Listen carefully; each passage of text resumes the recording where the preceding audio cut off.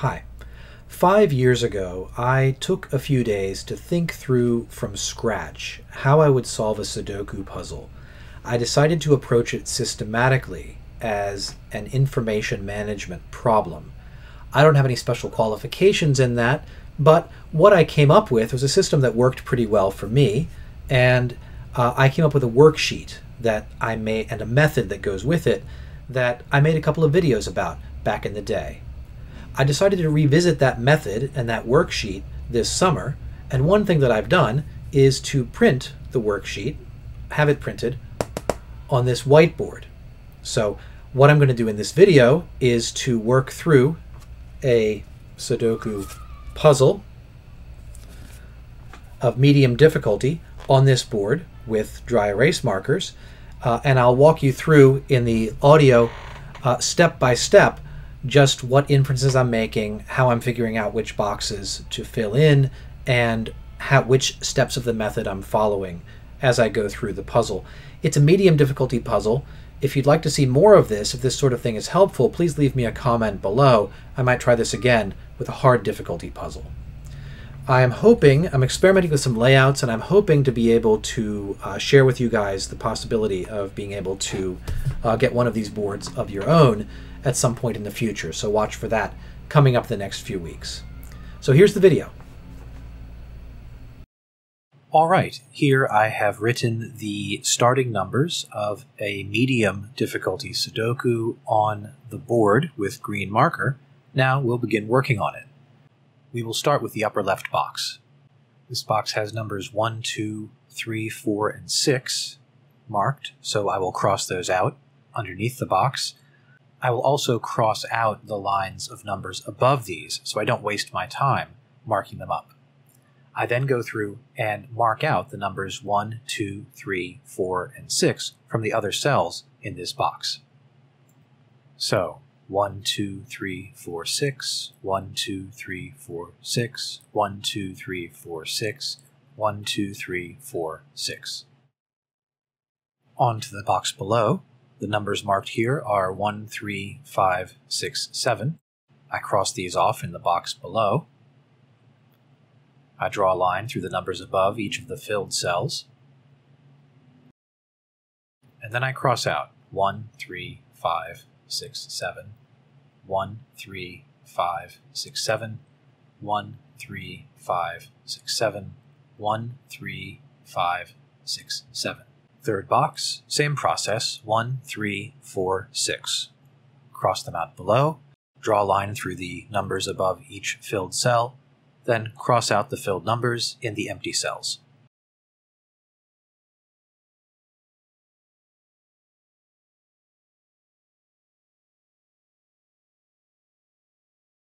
Now, for a change of pace, I'll do the first column. The numbers filled here are 1, 3, 4, and 6. I cross them out at the top of the column. Then going down each empty cell in this column, I cross out 1, 3, 4, 6 if they're not already crossed out. Second column, 1, 3, 4, 5, 6. Same process.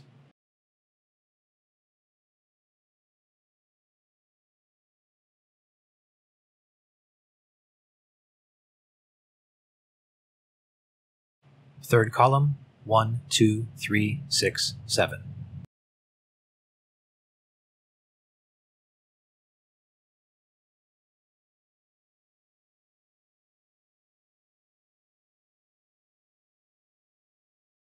Upper middle box, numbers 3 and 4. I'll speed up the video while I do the rest of the boxes and columns.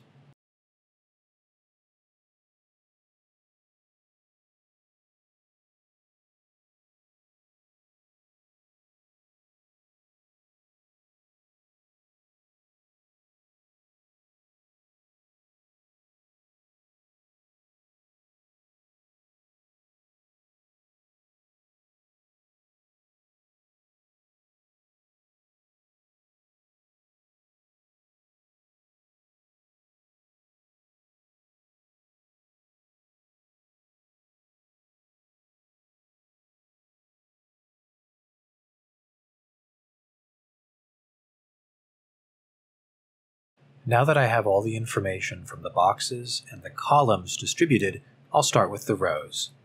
In the top row, the numbers filled are 1, 3, 6, 8. I mark those off in the box next to the row. Then I cross off these numbers in the empty cells in the first row.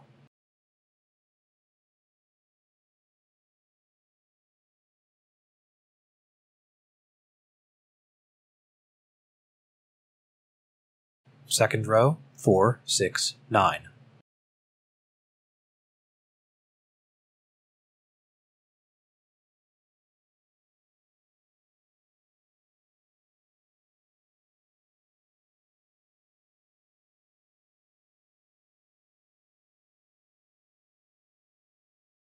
Third row, 1, 2, 3, 4, 7.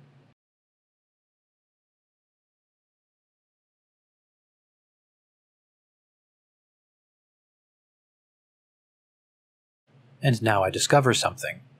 When I fill in this information, in the 8th box of row 3, the only number that hasn't been crossed out is 5. So I circle the 5. I know 5 goes here.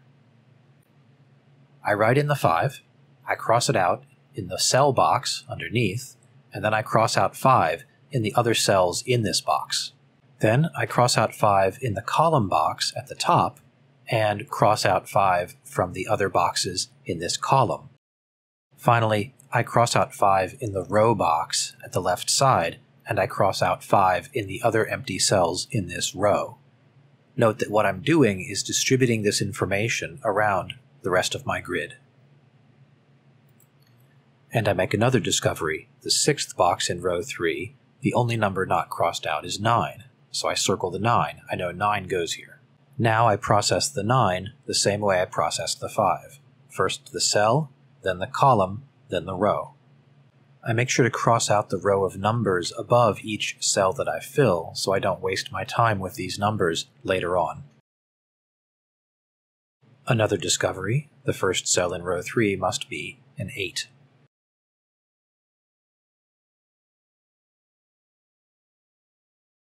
And now I know the third cell in row 2 must be a 5. I circle that 5 to come back to it later. I want to finish processing the 8 in its column and row first. And the 5th cell in row 3 must be a 6. I process the 6 to finish this row.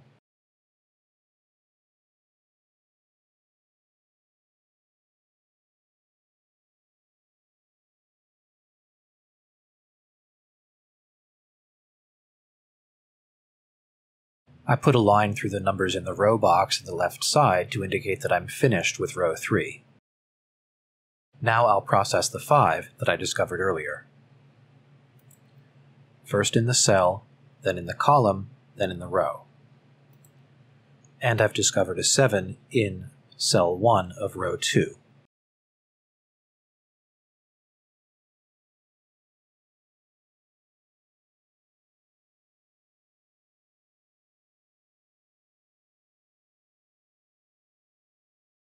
This, of course, tells me that there must be a 9 in the second cell of row 1. I circle that to return to it after I've finished processing the 7. Another discovery, a 1 in row 2. I circle and save these so I don't end up chasing down rabbit holes and forgetting where I was. Now I'll process the 9 to finish the upper left box.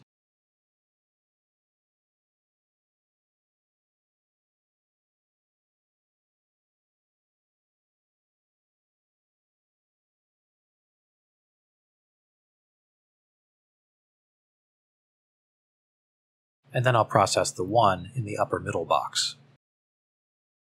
That tells me the location of the 2 in the second row.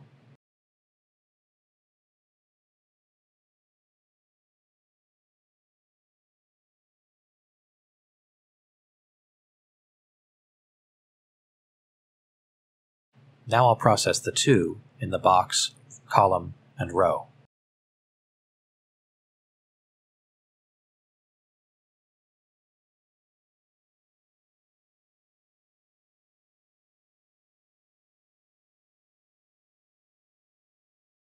This tells me where the final 2 numbers are in the second row. I'll process those one at a time.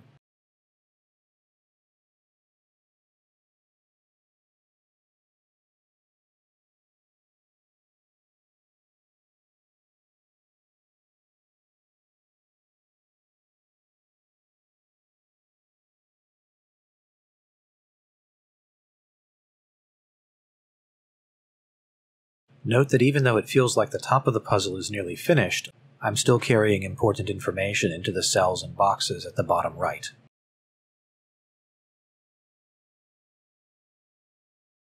Now I'll return to crossing out numbers in rows. I'll go to the fourth row. The filled numbers here are 1, 3, and 6. I cross them out in the row box at the left, then I go through each empty cell crossing out 1, 3, and 6 if it's not crossed out already. Fifth row. The numbers are 5, 7, and 9. I discover that there must be a 2 in box 1 of row 5, but I circle that to come back to after I've finished with this row. Same with the 6 in box 4, and the 4 in box 6. Crossing out 5, 7, 9, 5, 7, 9, 5, 7, 9. Now to process the 2, first in the box, then in the column, then in the row.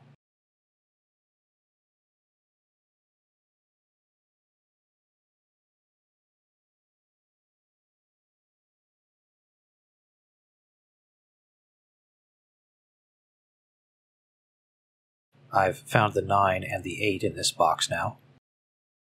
I save them for later.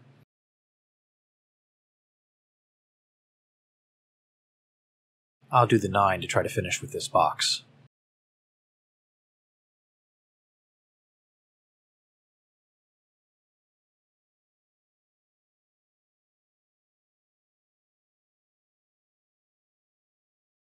And now I know that there's a 5 in the bottom left cell. And processing the 8 tells me there's a 4 in the last cell of this box.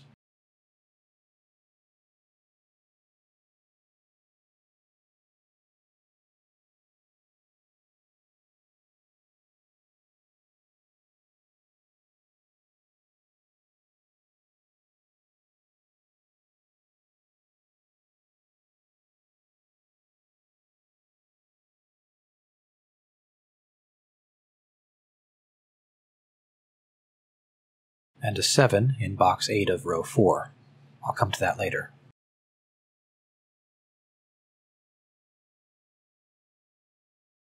Now I'll process the 6 in the center box.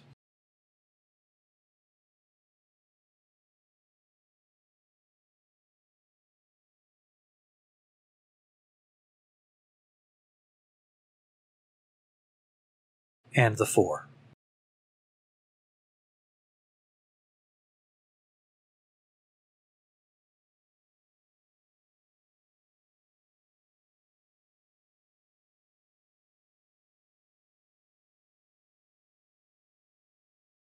This shows me the 8 in row 5, which I circle. And now I'll process the 8.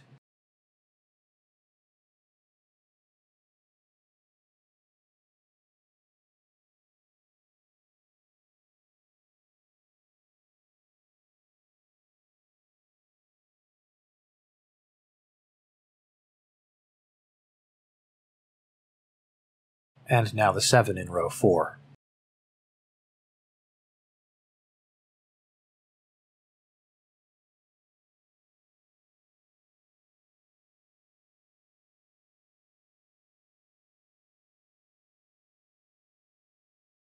Now I've found the 5 in row 4.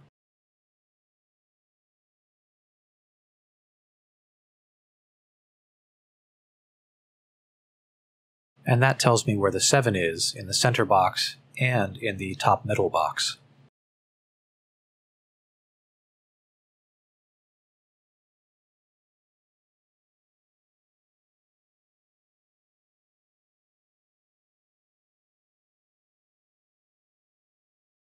And here I've placed a 7 in row 6, even though I haven't processed that row yet. I'll go through first and cross out the 7s, then later when I process the whole row, I'll cross out the other numbers that are filled in.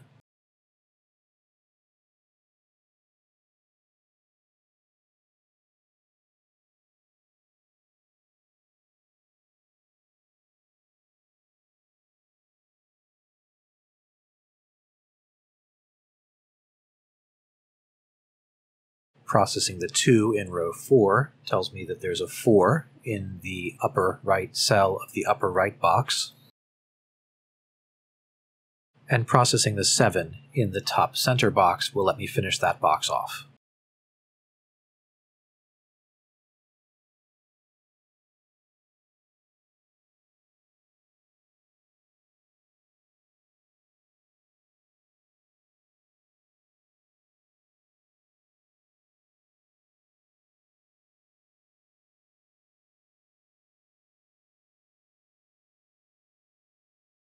Now I know there's a 7 in the bottom row, but I'm going to finish the top right box first and be done with the top half of the puzzle.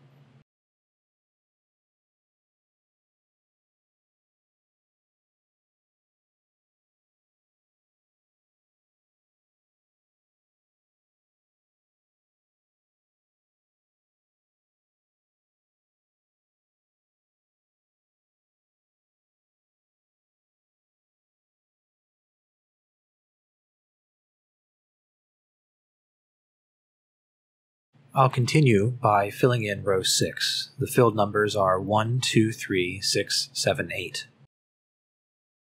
Crossing these out lets me fill the 8th box in this row.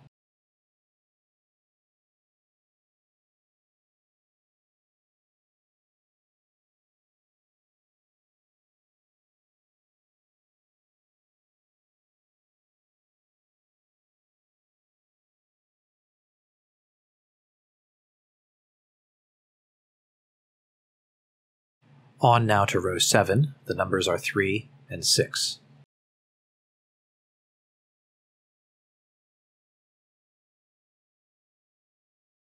And I find out there's a 1 in box 8, so I process that.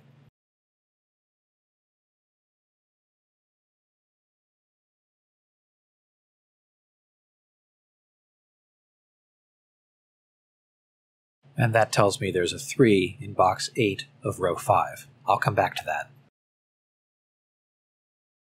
I'll also come back to the 9 in box 4 of row 7.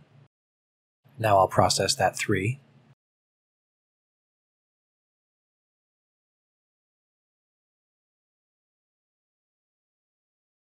And that shows me the 6 in the bottom right box, and the 1 in the center right box.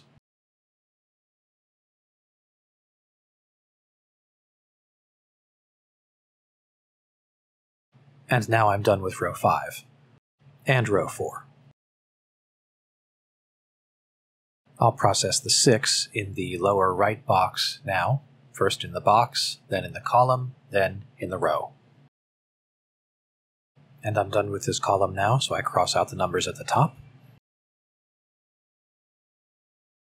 I've overshot myself again, so I'll process row 8 now. The filled numbers are 4, 6, and 8, so I go through each empty cell in row 8, crossing out 4, 6, and 8 if they're not crossed out already. This shows me the 9 in the lower left box. Processing the 9 shows me the 8. I'll circle that one and process it next.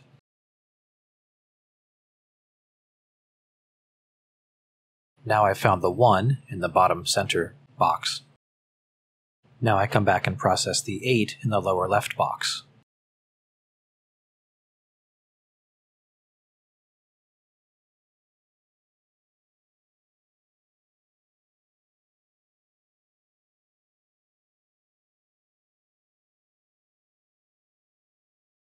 And now I'll process the 5 in the lower left box.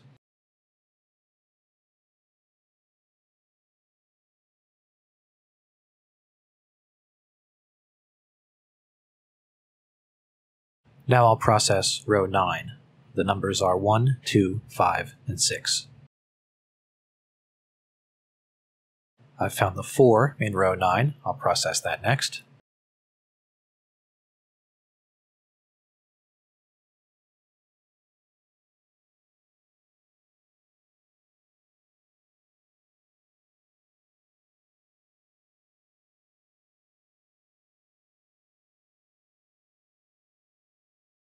And the 7 in the same row.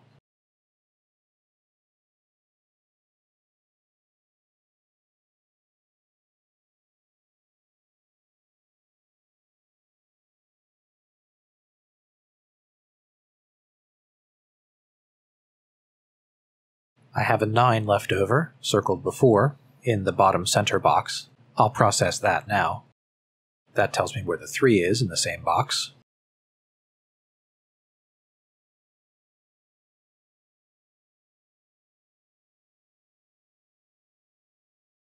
Processing the 1 now.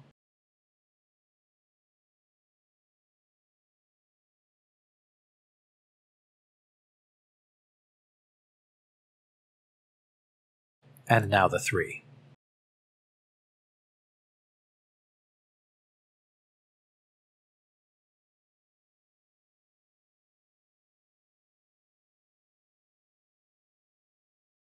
Now I'm going to look for unique numbers in each box. I've completely finished with boxes 1, 2, 3, 4, and 5. Box 6 has just 5 and 9 left in a pair of cells. I can't do anything with that. Box 7 has 2 and 7 left, again in a pair of cells. Nothing to do there. Same with box 8, 2 and 5 in a pair of cells. In box 9, however, the unassigned numbers are 3, 4, 5, 7, 8, and 9. First, I start with 3. I look to see if the number 3 occurs in 2 different cells in this box. And there's only one cell that has 3 available as an option. I know the 3 goes here in this box. So I fill in and process that 3.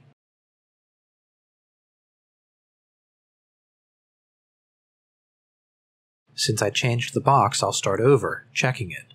The numbers available are 4, 5, 7, 8, and 9. I'll start with 4, and I look to see, does the number 4 appear as an option in at least 2 vacant cells? Yes, it does. So does 5, and so does 7. But when I come to 8, I find there's only one cell in this box that has 8 remaining as an option. I know the 8 goes here. So I fill in and process the 8.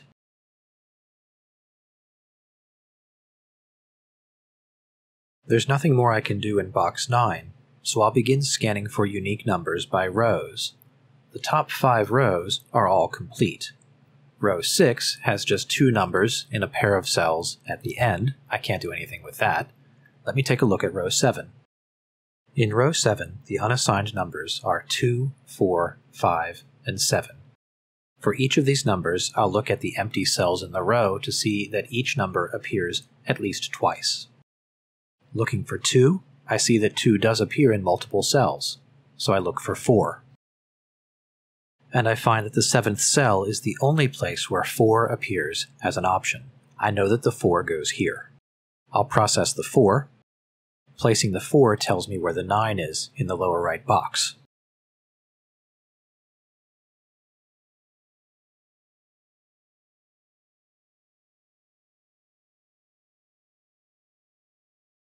Now I'll process the 9.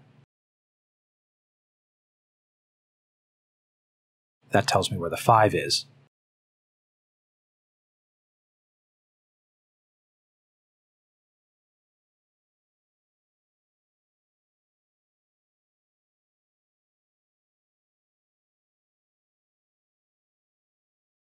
And processing the 5 lets me finish the lower right box with the 7.